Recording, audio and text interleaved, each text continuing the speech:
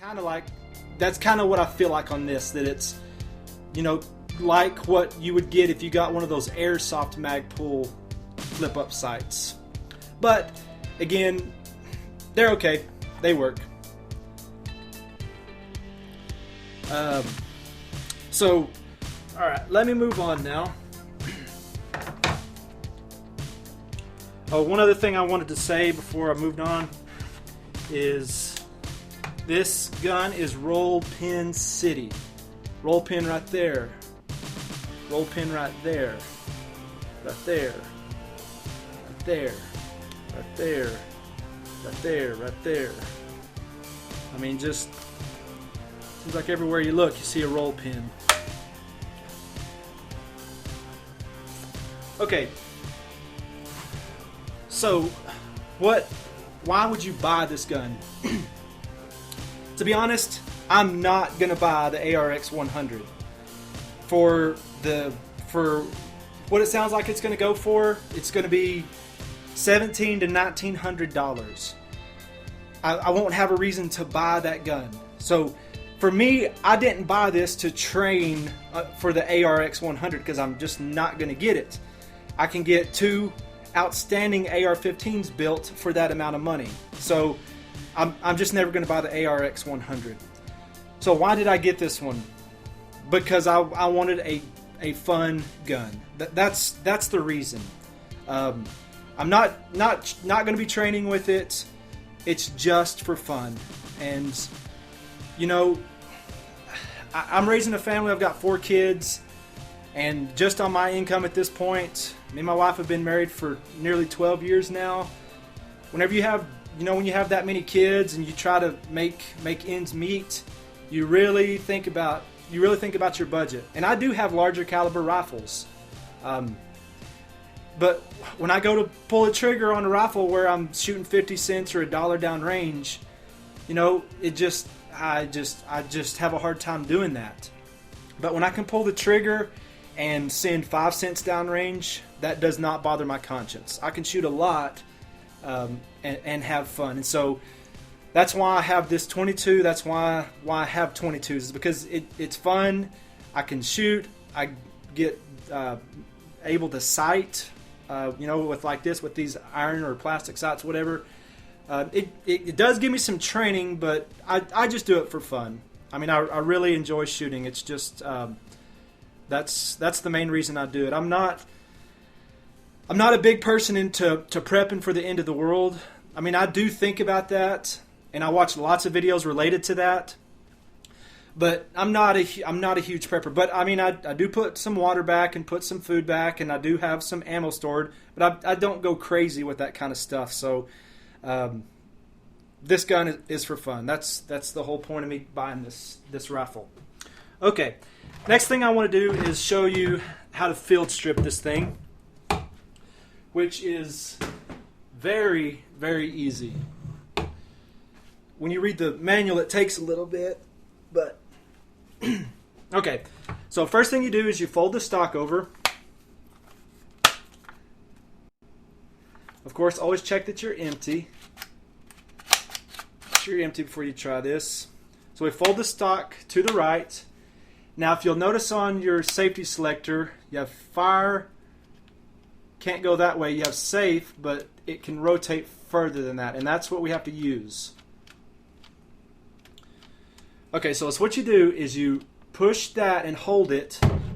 While you're holding that, you push down on this piece right here. This is your guide rod block. So as I'm holding the spring tension on the safety selector, I push the guide rod block down, and then it just releases the pistol grip, this lower receiver. Whoops. All right, once you do that, then there'll be a little bit of spring tension on this. It'll come out to that point. And from there, there's nothing holding the bolt handle on. So you'll be able to pull that straight out. Okay? Once you pull that out, the whole guide rod, bolt assembly, guide rod block, this whole thing pulls straight out.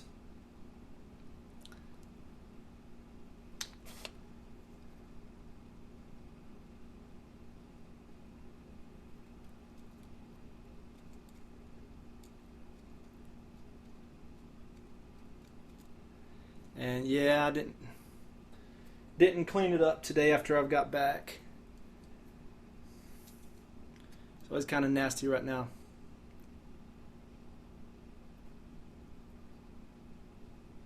Okay, now let me show you what happens with this bolt handle. See if I can do it like this. Well,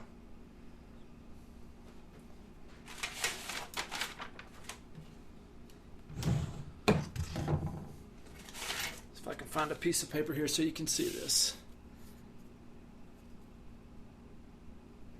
So what happens is there's a groove right on top of this bolt handle. See it cut out right there? And watch when I put just the tiniest bit of pressure on this spring. You can see right inside of there up at the top. You can see that piece protruding inside there. And when the tiniest bit of pressure is put on this spring, that's what captures the bolt handle and it won't let it pull out. So then once you let pressure off this, then it's as easy as switching it to this side or switching it over to this side. So that's how you switch your bolt handle from one side to the other. And I timed myself last night doing that. I can switch it in 15 seconds. So once you get this down, you can do it real quick, which I don't know why you would need to do that. But anyways, doesn't take long to do that.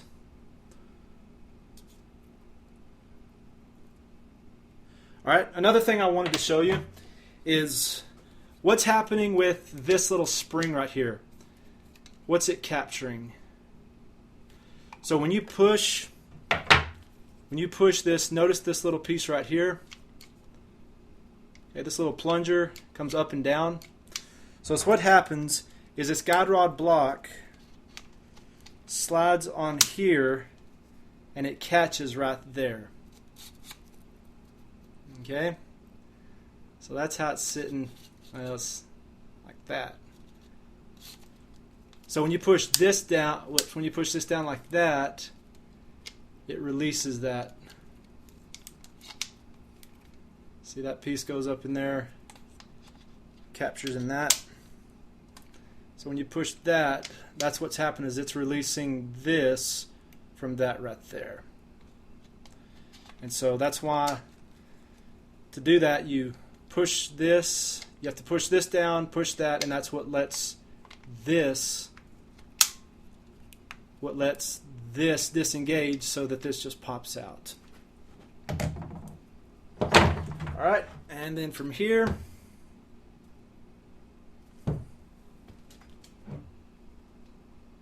again, I know that's dirty, I'm sorry.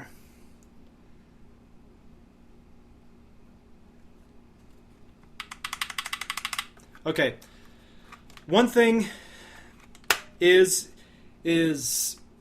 you can catch the bolt without having to have the magazine in. This does have, after you shoot your last round, the magazine does capture the bolt and holds it open. But you don't have to have the magazine in to do that. You can reach in here and hit this little part right here. And see when I push that up right there, that is the bolt catch right there.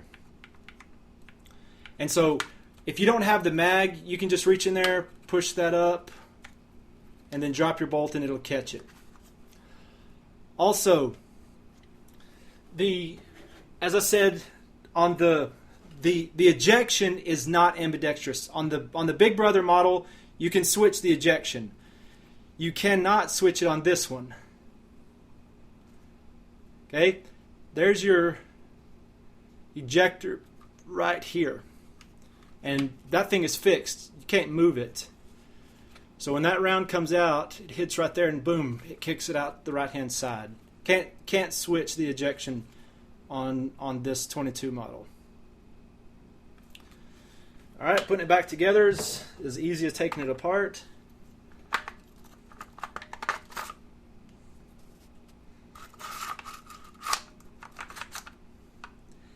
Okay, you have to get that put in, and then slide your bolt handle in.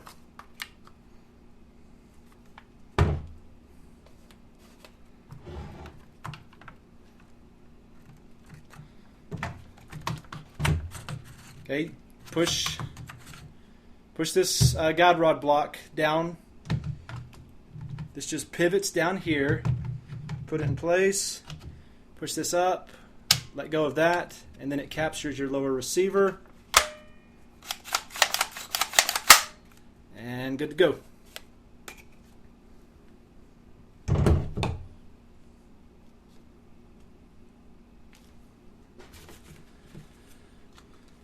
Okay.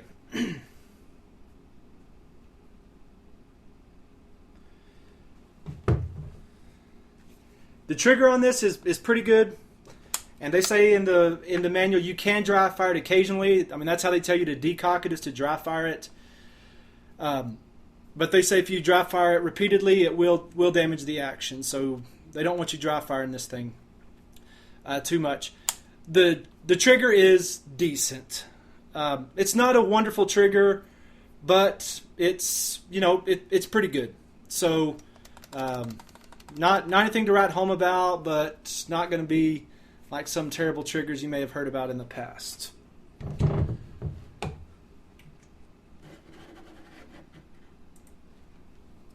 Okay, next thing, let's talk about magazines for a little bit.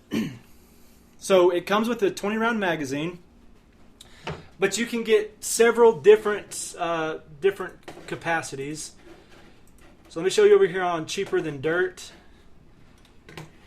Here's a 10-round for 23. Here's a 20-round for 24. Here's a 30-round for 26. And here's a 5-round, but I don't know what's up with that. The picture obviously don't match. 5-round for 27/16. So you have all kinds of options here. Now, there are other magazines that you can get for this, but they're the ones basically that are built by Umarex also. So it's the ones for the Colt M4, M16, those 22 models, and the one for the HK 416 22 model. All of those magazines are compatible with this as well. So you can see here, you can get these Colt M4. I don't see a round count on that one. Here's 30 round for 23, 20 rounds. I don't know how big this one is, if this is 5 or 10. But anyways, you can get those, and they're a little bit cheaper. But for me, really, if it's going to be a difference in $1, so I'd rather just probably get the Beretta ones. So those are a few more options for you to be able to get and to use magazines for this rifle. You cannot use the Black Dog magazines. Those don't work. And CMMG, those conversion 22 magazines don't work as well. Next thing, let's talk about ammo a little bit. So in the manual, they say, let me just bring it up real quick, just show you here.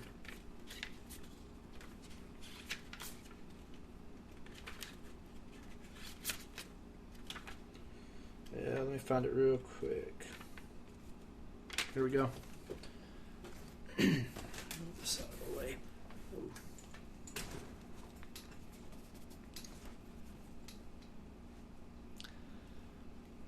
So in the manual, here's the ammo that they recommend is Federal American Eagle, CCI Standard, CCI Stinger, CCI Minimag, RWS R100, RWS R50. Other 22 LR ammunition may also work well, but should be evaluated for function and performance. So when I went out today, I shot several different ones, some that they recommended, some that they didn't. I tried CCI Minimag. That worked out fine, of course, like you would expect. I used the Federal American Eagle like they asked also. That I didn't have one single problem with that. I shot Remington Golden Bullet. Didn't have a single problem with the Golden Bullet, but also on that Remington Golden Bullet, I only shot one magazine of that stuff, so I only shot 20 rounds. So that's not a whole bunch, but it still shot pretty good though. I didn't have one problem out of the Remington Golden Bullet. And then I also shot Federal Bulk, and that's what I shot mostly today is the Federal Bulk. And I don't know how many rounds of that. I probably put probably 100 rounds of that through, and I didn't have I didn't have a single failure today in the 200 rounds that I shot. Again, I know 200 rounds isn't much, but for what I didn't have one single failure, not one hiccup. It ran flawlessly. Not one time did I have a problem. So from what I've read on the internet, most people say it does eat the cheap ammo. Remington Golden Bullet, of course, being probably some of the worst of, from reviews and stuff that I read. People really don't like that. Some people do. Anyways, whatever. It accepts all kinds of ammo. Okay, so one other thing I want to talk about is that you can buy parts for this. So over here on Brownells, I want to show you this real quick. So I like the way Brownells does this, and I'll put a link to this in the video description. But here you can click on 32, and may not be working. But anyways, whatever, you click on that, there it goes. So you click on that part, and it brings it up over here. It tells you how much it costs. So they have some discontinued stuff, which is the upper and lower receivers, basically. But anyways, you can buy parts for this through Brownells. And I'm going to do a comparison video between this rifle, the ARX160, and my Smith & Wesson M&P 1522. And that's going to be one of the differences is with the M&P 1522, Smith does not sell parts for that. You can buy parts for this and repair something if you want to. Okay. All right, so let's talk about the looks of this thing.